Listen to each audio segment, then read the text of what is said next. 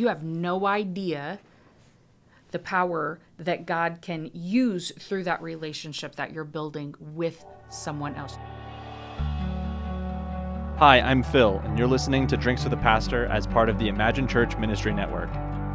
In this episode, we're talking with Angela Spangler, the Executive Director of Fairmount Camps in Marion, Indiana, about camping ministry, why it's important, and how churches can get involved with it.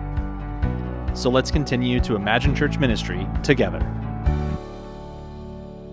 All right, so we're here with Angie, and I don't want to say too much. I want you to go ahead and tell everybody, who you are, and kind of what brings you here, and then we'll get into some of the questions about what we're drinking here. But start off with who you are, what you do. Sounds good. So I'm Angela Spangler. I am the Executive Director at Fairmount Camp. Never heard of Fairmount Camp. That's okay. It's a little bitty town right outside of Marion. And what we are is we are a Christian campground that offers camps for kids, teens, adults, old people, all ages, and we're mainly a summer campground, but then we have a lot of fall events, things like that we offer every year. All right, great. All right, so the shtick that we have for the show is that you have to bring something, and I have to drink whatever it is you bring. Sometimes it's normal, sometimes it's like what I had last time. You'll hear about all that, or you already heard about it. So what do we have here, and why did you bring this to drink? So what you have today is a latte that I got from a local brew house here in town, or coffee house here in town. And it is a sugar-free vanilla latte made with almond milk.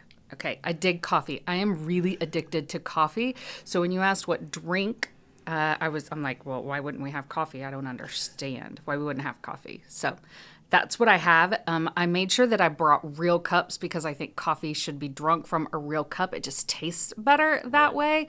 And I think coffee is a great conversation drink. Like you just sit there with a cup of coffee and you just chat with friends. It's good.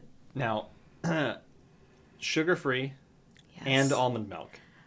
It's, yes. The healthy version of coffee is really what we have today, sort of. Exactly. Also, exactly. I dig the idea of drinking it out of a real glass. Mm-hmm. I think there is something special about drinking a real glass. I don't drink a lot of coffee, so if as this goes on, I start shaking, it's because me and caffeine have a long history together, and sometimes it's not so great. Okay, so we heard what you do, but tell me, what I want to know is what exactly, you say you're the executive director of Fairmount. What exactly does that mean? What do you do on a daily basis? What does Angie's ministry life look like? Yeah, depends on the day. So what that means, executive director, just means that I do everything from clean the toilets to preach on Sunday. Quite literally. I think last week I did all of those things. So it's a fancy title that means that you do anything that needs to be done. However, so what I get to do is I get to be kind of the coordinator behind the ministry. So our goal is to bring kids to Christ. That's our goal. Not just kids, adults, everybody, to bring kids to Christ. So through this ministry, I'm able to network with churches. I want to make sure that people know who we are. So I do a lot of marketing. I do a lot of church presentations. So whether I just get a few minutes in front of a church to talk about camp and what it is that we do, or I get to preach, a full sermon on Sunday morning, I get to do that as well. So I just try to make sure that all the T's get crossed and all the I's get dotted, and that we do all of the administrative things behind the programming. So I could be working with speakers to bring, to the different kids camps or whatever camp we're offering in the summertime. So I tried to do a little bit of everything. But it's a great job. I never expected to get to do anything this crazy. Absolute crazy, but it's good. So I just really do a little bit of everything. You're like, it's such a wide gambit. It's like, I remember I was doing something here and my pastor said, they didn't teach you that in seminary, did they? And I said, no, they didn't teach me how to do that in seminary. And I think, you said you're managing budgets, you're managing schedules, you're plumbing toilets, you're cleaning toilets, which is everyone's favorite job on the whole universe. You show up on a thing to talk about camp and like, well, actually, you were preaching today. Mm-hmm. Oh, great. Yeah. It's that huge wide gambit. So with that wide gambit, mm-hmm. what's been the most surprising thing over the last couple months, whether it's in your job or not? Because you have such a wide thing you are doing. What's been the most surprising thing that's happened recently? Yeah. I think what surprises me the most is that okay. So one thing that surprises me is that God chose me to do this. Honestly, I never expected to get to do anything like this. There are never 2 days that are the same. And I think really what surprises me is how hard some days are. It can be fun, and I get to do a lot of fun things, but it can be really hard. We had a small electrical fire, and so one surprise is that, fires happen, and I have to be ready every day for the unexpected. And I can never get lazy. No, there's no room for being lazy, but man, God has a good plan. And so we've been around since 1895. Look like I've been around that long. I have not been around since 1895. However, the campground has been around for a long time. But every day when I think, this is it, I don't know how we're going to be able to go on another day, God comes through and he surprises me. God is what surprises me. And just when I think COVID's going to kill us, something's going to change everything, God's like, I still have a plan, and I'm not done. You just keep on persevering, and you just watch me do my thing. That's awesome. Okay, so we're gonna continue down this path because, big surprise, something new every day. You always see God coming through, and such a wide variety of skills. So I think before we talk about camp in and of itself, how do you, because it's such a wide range of things you're doing, how do you continue to be up to date on those things? You had an electrical fire, so do you learn electrical work, plumbing? How do you continue to stay as up to date as you can? Because you're doing such a wide skill set, and there are a lot of pastors out there that are single solo pastors in a church that they didn't know they were the plumber, the secretary, the bank, the bookkeeper, all those things. How do you stay up to date that maybe they could glean this is how I find out about those things? Yeah, that's a great question because I've oftentimes said I didn't know that I needed to become a contractor, and I've had to do a lot of that through the few years I've been there. And know my resources. That's the key. Is I know that there is no way any one person can be good at all the things. It's just not an option. And so I make sure that I know who I know. And who do I not know yet that I need to know? So try to make friends with people in a lot of areas. And so my husband, he's done a lot of construction work and electrical work. And so I'm like, okay, who do I need to call about this? And so I make sure, I just try to make sure with friends, try to make sure that I make friends with people in all areas of life. And then a network. And I make sure that they know how important they are to our ministry. I want people to know that we're partners in ministry. I can't do this alone, and I need their help. And I try to make sure that they can see the importance of what it is that we're doing. And even if they're not believers themselves, they see that we're making a difference. And so it's all about networking with the right people and making sure that I keep a good list of, I may not know how to do this plumbing, but I know somebody that does. Oh, I got a guy for that. So a great example is recently we made friends with a guy from a funeral home, because how weird is that? But he's got the excavator, right? He's got the excavator, and I needed an excavator. So we called up the guy at the funeral home, and I send him really nice thank you cards. But when he's not using his excavator, he'll let me use his excavator. And that's a really important piece of equipment. Weird, I know, but important. I never would have thought the funeral cemetery guy. But you're right. They would have that sort of machinery Absolutely. digging holes. And there's one local. And so my maintenance guy, all you have to do is drop him off. He drives the excavator back to the campground. We use it for what we need it to, and he drives it back. It's what works. No people. That's what you're saying. No people. No people. And you're not in it actually alone. Even if you think you're the only one working in ministry, we're both come from the Wesleyan tradition, and so kind of everyone's called to a pastorate, whether it's real, not real, whether it's a paid vocational pastorate or you're of some volunteer thing. And so That's great. You're not really alone. There's a congregation. There's people around you. That's right. It's a church, big C, all working together, right? Exactly. Very cool. Okay, so whether it's a new skill you're trying to learn or a new, like, hey, I've been doing this recently, or something cool that you've been learning theologically or something like that, what's something that maybe you're researching or have learned recently that you're like, this just blew me away that I learned this? Yeah. So one of the books that I've been reading recently, because I do try to make sure that I'm constantly reading something that is going to help me grow in my faith and my spiritual relationship, is I've been reading a book called Fresh Wind, Fresh Fire by Jim Cymbala. And it's a book about prayer and the power of prayer. And one thing that I have learned is that if my prayer life is not where it's supposed to be, I'm in trouble. And so if I want to draw closer to God, it's logical that I need to deepen my relationship with him. If I want to get to know you better, I need to spend time with you. I need to hang out with you. I need to better understand, your wife and your baby. I need to know these things, right? And so it's all about deepening my relationship with God. You do that through scripture. You do that through prayer. And so I've really tried to, it's completely revamped how it is that I pray, the intensity behind how I pray, the power that comes through prayer. And so I'm trying to make sure that my day starts and ends with prayer, that I am meeting with other people to pray. And so I've been meeting with another pastor in Fairmount, and she and we are trying to, Fairmount's a fairly small community, but we're trying to make sure that we're covering the community in prayer even. Like I will pray for this business by name because they matter. And so so that's one of the things that I'm really trying to make sure that my prayer life is growing and that it's strengthening and that I'm working on that relationship aspect. Cool.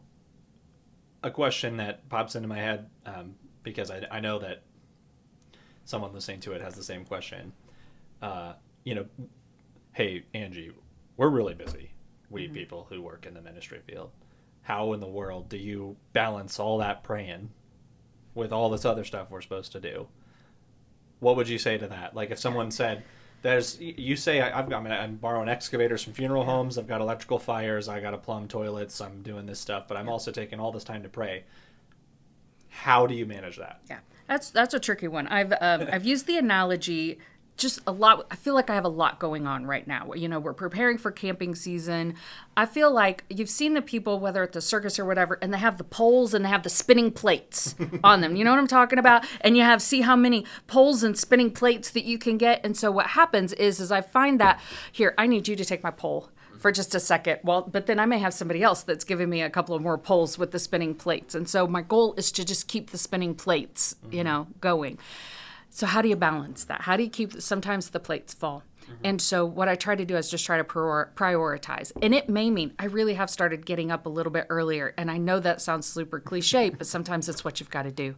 I try to manage my calendar really well. I work really hard we just have a staff of 3 full-time people. I work really hard with them to make sure that we're all balancing each other well. We've already talked about how I can't be a lone ranger. I have to be able to count on the people around me. I have to know when to ask for help. I have to make sure that I'm communicating with the people that are listening and that want to actually step in and help. So it takes careful planning, and maybe it means that, sometimes I have to set a plate down, and I just have to know which plate is okay to set down, and so that they don't come all crashing down. Does that make sense? Makes perfect sense. Yeah, it's hard. It's a subtle statement. It's hard. It's hard. People, but you do it. Hey, we all manage it somehow. Okay. Questions then. In your own words, why is camping ministry a mission field that churches should care about? I think when I sent the prompts to you, I said something like, don't churches have other mission fields to worry about, like other than sending kids off to go down a water slide or whatever for the summer? Like, why should a church take time to promote, spend money, or find value in a mission to say, hey, we're going to one, either pour into supporting this, or we're going to make sure that this is seen as something that's going to benefit our congregation? Yeah, that was probably my favorite question because I do consider us missions here at home. And so, and I said earlier, I want to partner with churches in ministry because here's what happens. When you come to camp, you have to kind of leave the distractions from home behind. So when you come to camp, everybody is the same. Everybody is dirty because you're playing hard outside. Everybody stinks because, you don't want to take a shower or, whatever. And so everybody is the same once you get to camp. You make friends at camp with people that maybe you don't make friends with, back home, because when you're at home, you have all of the modern conveniences and we get all these class systems. At camps, you don't have that in the same way. So you leave the distractions at home. You come to camp. And we are focused 100%. Of course, we're about having fun, but more than anything, we're about planting seeds. So I want to plant this seed, whether it's the first time you're really hearing about God and what it is that He's done for you, or we're just cultivating those seeds. Maybe you've come to camp several times and we're able to kind of water the seeds that we've planted. But then you go home. I get you for a few days, and then you go back to life. I don't get to disciple. That's just not what camp is. We're about planting seeds. We see amazing transformations happen, but then I need the local church to take over. I need to know that anyone that comes from camp, that they then have a local church, a youth pastor, somebody that's going to make sure that they pick up where we leave off at camp and that they can keep things going, that they can continue working with this camper and make sure that they're getting the discipleship that they needed. Because if they go home and nothing else happens, we're going to lose them. We're going to lose them. So I need the local church to come through. So I mean it when I say that we're partners in ministry. We need them to leave their cell phones at home. Sometimes that works, sometimes it doesn't. But we need them to leave those distractions behind. And so what we find happen, I've started hiring professional counselors to come. So I have, family therapists that I have there during the week of camp, because these kids, we start dealing with, when we strip away all of the ugliness that they're encountering in their lives, there's a lot of stuff that comes up, and we want to make sure that we're prepared for it, and then we have to have somebody that can help pick up where we leave off. Yeah, I think when I was a college kid and I worked at a camp, I think our mission statement was something like, we make temporary transformational communities in partnership with the local church, something like that. But that idea, it's you only do get it for such a little bit. So going off that, you have just this tiny window of time in that week, it appears. But why do you think that 1 week or that 3 day, whatever, however long the time is, why is that able to plant and cultivate seeds maybe at a, I don't want to say more efficient, that's not the word I'm looking, but at a maybe a more, you know what I'm saying, Yep. more efficiently than a church at home could in that amount of time? Why is that 1 week impactful? Yeah. So I think it's because when you're there, when you're at camp, you're not worrying about what your hair looks like. You're not worrying about what clothes that you're going to pick out, to go to the service. You've done away with all of that. And so we bring in people that we know are going to connect. So whether it's the cabin leaders that we bring in, the speakers that we bring in, we try to be very relevant to what these campers are going through today. And so like right now, we're going through, we are seeing that our kids and our teens, they're dealing a lot with depression. They have lost so much through this pandemic. They've lost many of our kids, they can't even, they're not able to play with other kids like they were just a year or so ago, right? So we try to be really relevant and make sure that we're dealing with the issues that they're dealing with. We want to bring light to the darkness. And once you do that, you hit these vulnerable places in their lives. And, when you do that, Jesus is able to do some work, and he starts messing around on your insides. And then they're in this environment, and when they see, the old cliche, it only takes a spark, right? So they see other campers being touched and things changing, and you're like, wait, I want that. I feel that too. And so it happens, and you see this one life that gets changed, and then all of a sudden this life is able to speak into this lives. We start doing a lot of testimonies within the week, and once one starts happening, then you just start hearing about this ripple effect that kind of takes place within the campers. And so I think it's just a matter of we have a lot more than just an hour that we spend with them. We're 24 hours a day. We're like feeding into them because, you don't sleep during camp. So you have a lot of time. Mm-hmm. How could a church encourage, people in the congregation or a board or a budgetary committee to say like, hey, I think this is valuable and here's why? What are the things that a pastor would say, hey, here's something camp does that, we can't do, and why I think we should get into a partnership or get into, being a part of something like this. Well, what do they say to convince these other people? Like they know it's good, it's good. What do they need to hear? Jesus tells us to go out and to spread the gospel to all areas, local, overseas. He's telling us to go out to all of these areas. And most churches, they tend to be pretty good about supporting overseas missions, which is great.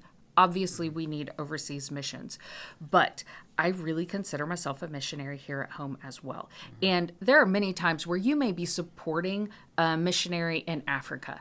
You'll never go to Africa to see exactly what it is that person is doing. But what happens is that missionary is able to share stories of changed lives that happens there on the mission field, and your support is helping to make that happen. And so it's the same thing with us. And so when churches come behind us and they're able to help us do things by that support that churches offer us, I'm able to do things like pay the light bill. And you say, there is nothing fancy or fun about paying a light bill. However, those lights, when that light comes on, I'm able to, let people see it. It's that simple. I need churches to come behind us and help support the administration and the background part so that when the campers do come, that we're able to actually function in that way. So that support helps us feed the campers when we're there. It is our goal. There are lots of camps out there, and there are lots of shapes and sizes of camps. And I want to make sure that, I think it's important that people are able to go to camp. If you can afford an expensive camp, go for it. We are not competition. I don't consider myself competition with any other Christian campground out there. I really don't. I want to make sure that everybody can afford to come to camp. So we try to keep our costs very low. That means I need churches to stand behind me so that I can keep that cost really low so that the kids that can't afford to go to the big fancy camps, that they still have a place where we can plant those seeds that we've been talking about. I need churches to see the importance of those kids that feel, when they're in their schools and they feel like nobody understands them, when they are trying to find a place that they can fit in, that they can come to camp, and that we're all the same, and that we're going to love them, and that we really are working to make a difference in their lives. And I'm telling you, I have seen some crazy, amazing things happen. Kids that come in and they're angry. Kids that come in that are sad leave a different way. And the power of camp is strong.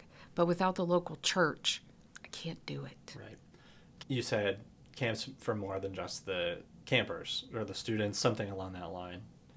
I was as a director for a middle school camp week, and I think the people who I got to see a lot of the change in were the people I brought in as volunteer counselors. Absolutely. So you're a church, and maybe you don't have camp-age kids, but partnering in and saying, you can, it's not for you, but that's not saying that you're not going to have a life change too, because there is something about being a counselor or volunteering and being like in and among all of this life change that in and of itself is life changing in some way. You know, I was working, this is a side story, I was working at a camp as a college kid. I was running sound.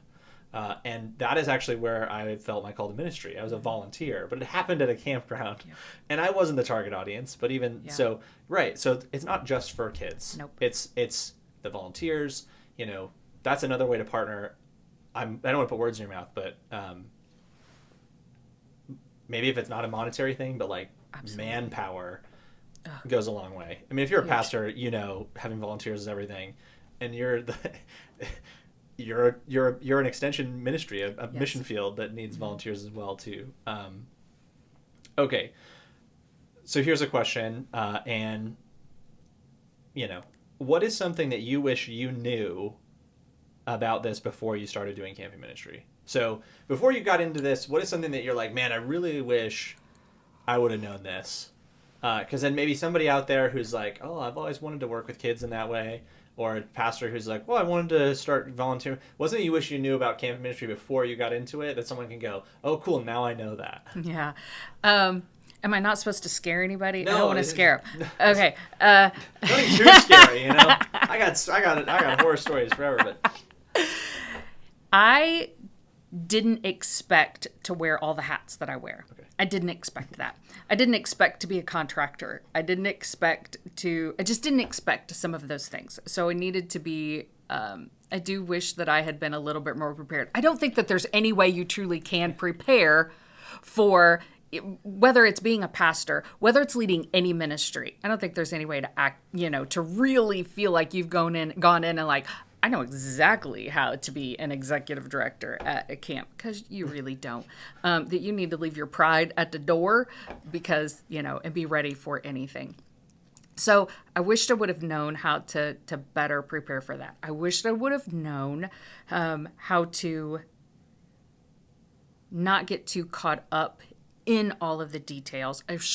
My first year was really hard. I was stressed out, like ulcer level stressed out, because I wanted to be perfect. I didn't want to disappoint anybody. I didn't want to feel like I was going to destroy the ministry. I didn't want to single-handedly ruin a campground that had been around since 1895. But God had to come along and say, you know what, you're a piece of this puzzle. And I've chosen you for this, but you are not Fairmount Camp. Right. Like, I was around and I was running this camp long before you were born, and I'm going to be doing it when you're gone. Right. So don't put so much pressure on yourself, so much pride to think that you can single-handedly destroy the ministry that I've been working on here for over 100 years. I think that's so universal. My pastor at the church I'm at now says, God cares a whole heck of a lot about this more than you do. And you know, whenever someone starts to get worked up or nervous about it, he's like, he cares a lot more about this than you do. He's got a lot of skin in the game. And I think pastors struggle with that savior syndrome. I can't think of a better way to say it. Absolutely. But if I don't get it just perfectly right, I'll destroy it and it's over. And, you know, the Christian church has been around for a couple thousand years. Like, you know what I mean? Like, it's going to live past our failures. Yeah. The two things the two things I said to God when I started, I'm like, God, I don't want to bankrupt us, and I don't want to set us on fire. Okay, those were my two big things. They seem logical, right? And you set something on fire. And I've totally, we've been super poor, and, you know, to the point where I don't know if we can pay the light bill. Like, our first year especially, there were times where I'm like, I don't know how we're going to pay this bill. And then I'd get a check in the mail, and God's like, see, I got you. I got this. And then I thought, okay, well, as long as I don't set us on fire, you know, and then we did catch on fire, and it's there, but I've watched God work through the fire as well. And I've had to just make sure that I stay surrendered, Make sure that I realize that through it all, I'm going to be okay. And that he's got a plan. He's got a plan. Very good. What is the most common myth about camping ministry that if you could quelch it for anyone who's like, oh, I know, I heard that, blah, blah, blah. Yeah. What's the myth about it that you hear? You go to a church and you whatever, and someone's like, I heard blah, blah, blah, blah, blah. Whatever that myth is. What is it? Let's dispel it. Yeah.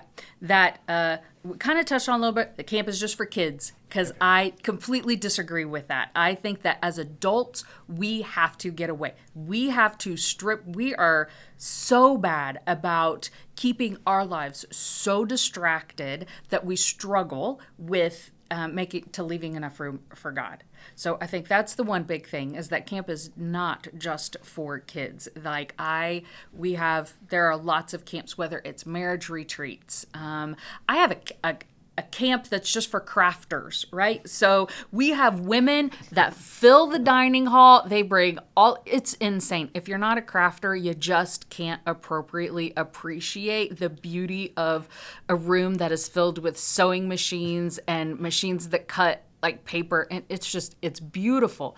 But even these women, they need to get away from the distractions of life so that they can just be. Right. So you can have fun at camp no matter how old you are. Awesome. It's good stuff.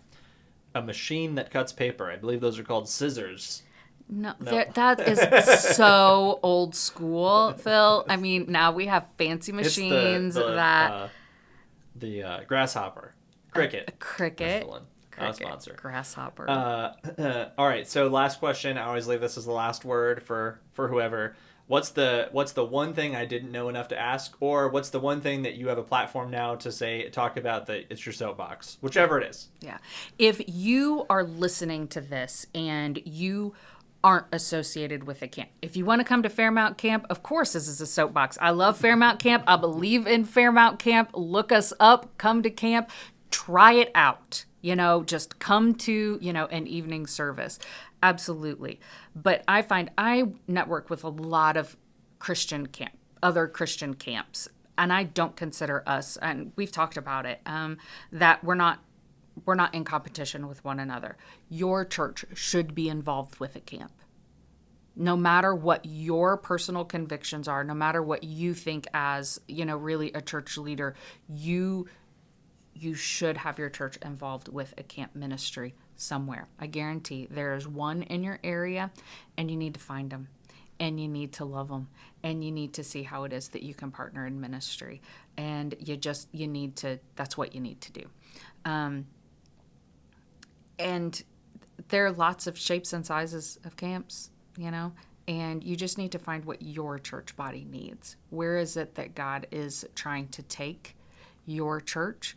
And then strip away the distractions and make it happen. But you need to find an opportunity just to be with a camp. And I can't stress enough the importance of what God wants to do through camping ministry. And I know it's easy to say because it's my job, but I helped with camps long before anybody paid me to do it, because I was one of the kids that was transformed by camp. I was called into ministry from the altar of a camp. God has a plan. And we have to make sure that even as leaders of ministry, that there are other ministries that we need to be tag teaming with.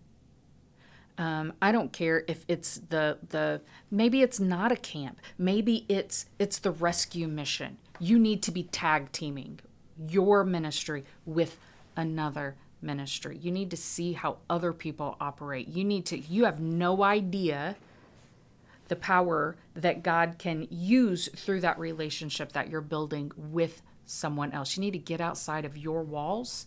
You need to get outside of the building, and you need to do something for someone else, because then it's going to come back and it's going to change you too. And it's going to revolutionize your ministry.